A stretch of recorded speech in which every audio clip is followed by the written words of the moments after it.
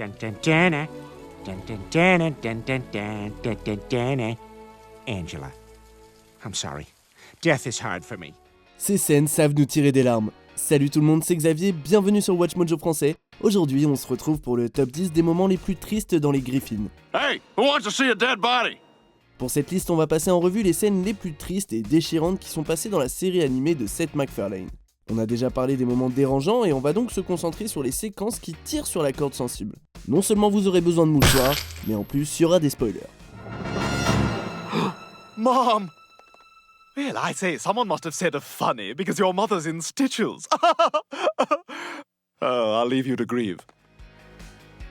Numéro 10, la fille de Quagmire. Whoever bought that baby from you obviously didn't want it.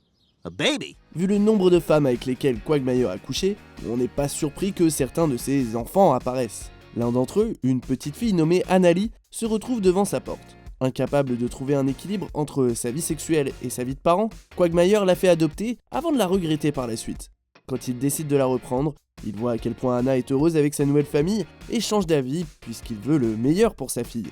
Il est rare qu'un coureur de jupons tel que Quagmire nous fasse pleurer, mais ce moment ajoute une profondeur à un personnage d'habitude unidimensionnel. This family is what's best for Annalie. This is her home now.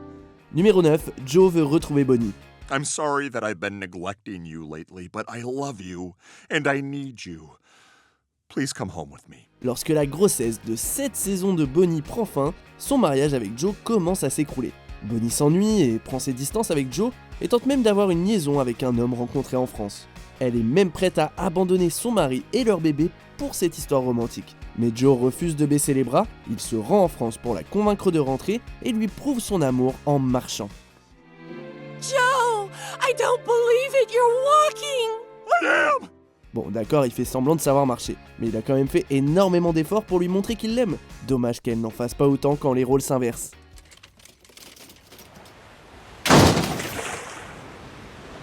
I'll take it. Numéro 8, Brian et Pearl. Pearl Burton? My name's Brian. I'm here from the Outreach to the Elderly program. Pour son travail d'intérêt général, Brian doit s'occuper d'une vieille dame amère nommée Pearl qui n'a pas quitté sa maison depuis des années. S'il semble qu'il vit un véritable cauchemar au départ, ils finissent par nouer un lien très fort et Brian la convainc d'aller dehors, sauf qu'elle se fait renverser par un camion.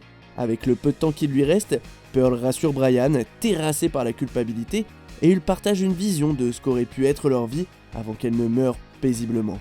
Si Brian n'avait que de bonnes intentions, son idée lui a coûté la relation la plus proche du grand amour qu'il ait jamais connue. Goodbye, Pearl. Numéro 7, le paradis a gagné une princesse.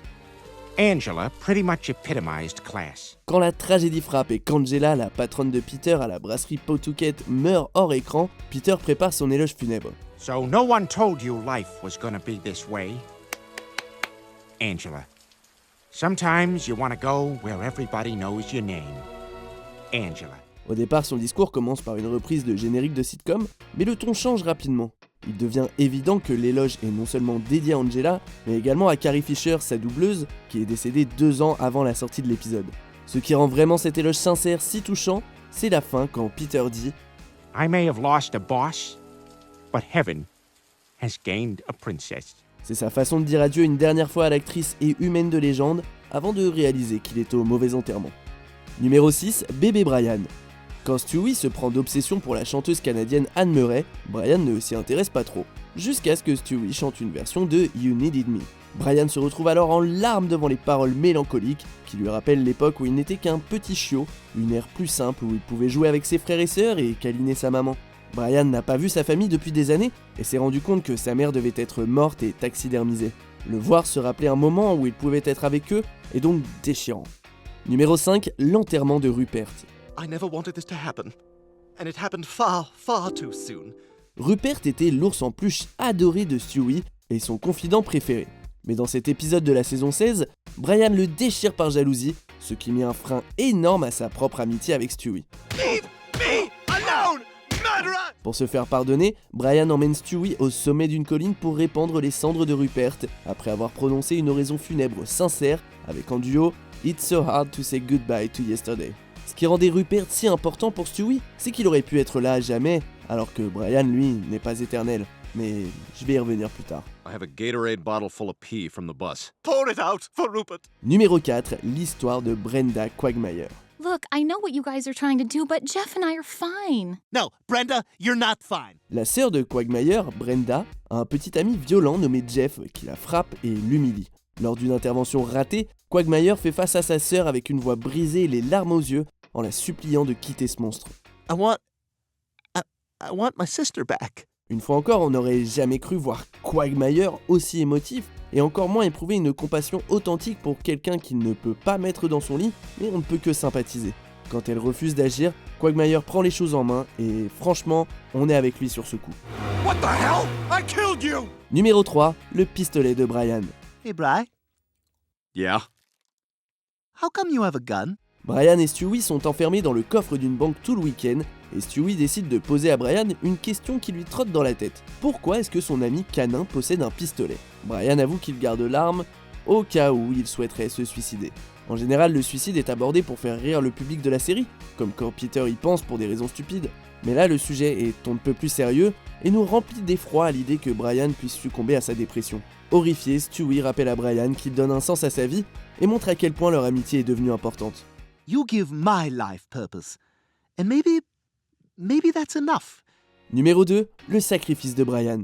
Well, according to these results, Brian is a match. Après être devenu accro au Red Bull, Peter tente de fabriquer sa propre boisson énergisante, ce qui lui détruit les reins. Brian offre donc l'un des siens, mais comme il s'agit d'un chien, il devrait donner ses 2 reins, ce qui évidemment provoquerait sa mort. Et même en sachant ça, Brian se porte volontaire, décidé à sauver la vie de l'homme qu'il a adopté. After all, I'm a dog. I have another 8 years at best. I'm willing to give that up so you can have another 40. Même quand Stewie tente de kidnapper Brian pour le sauver, il ne bouge pas. Heureusement, un autre donneur se présente et sauve la vie de Peter et de Brian. Mais ce qui est sûr, c'est que Brian est loyal et prêt à se sacrifier pour l'un de ses meilleurs amis.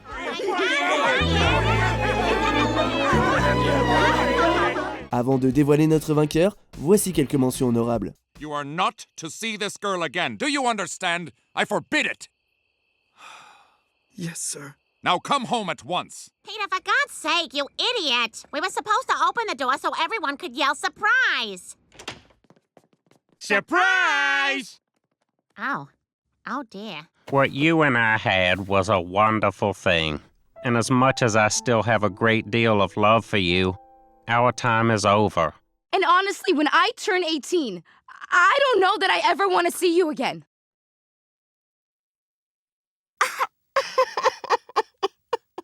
I just never realized how little meaning my life had. Stewie, my life isn't worth anything. Oh, come on, hey. On est bientôt à la fin, mais avant, pensez à vous abonner et activer la petite cloche pour ne pas rater nos prochaines vidéos. Numéro 1, la mort de Brian. Brian, look out! Après de trop nombreux accidents, Stewie détruit sa machine à remonter le temps, mais le timing est terriblement mal choisi puisque Brian est renversé par une voiture. Ses blessures sont trop graves et on doit assister à ses dernières paroles d'amour. You've given me a wonderful life. Non seulement les fans pleuraient comme des madeleines devant la mort de Brian, mais en plus des pétitions ont exigé qu'il revienne dans la série. Certains fans l'ont même boycotté après cette terrible perte. S'il s'agissait en fait d'un piège pour faire monter l'audience, la résurrection de Brian 2 épisodes plus tard a rendu l'épisode moins intense, et on ne peut nier à quel point la mort de notre chien parlant préféré était difficile à l'époque. I love you all. Vous êtes d'accord avec notre sélection ? Dites-le moi en commentaire et checkez cette autre super vidéo de WatchMojo français.